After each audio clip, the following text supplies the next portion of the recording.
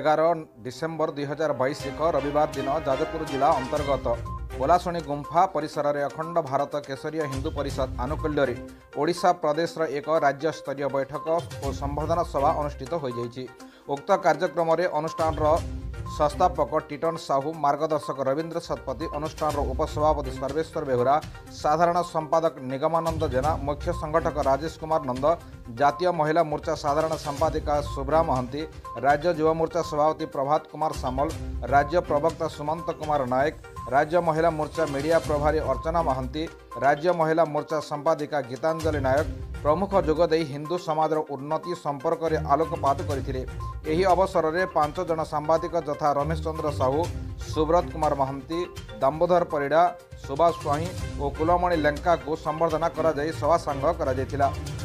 पूर्व Odisha bureau chief Debashish Swain report, Nirmal TV.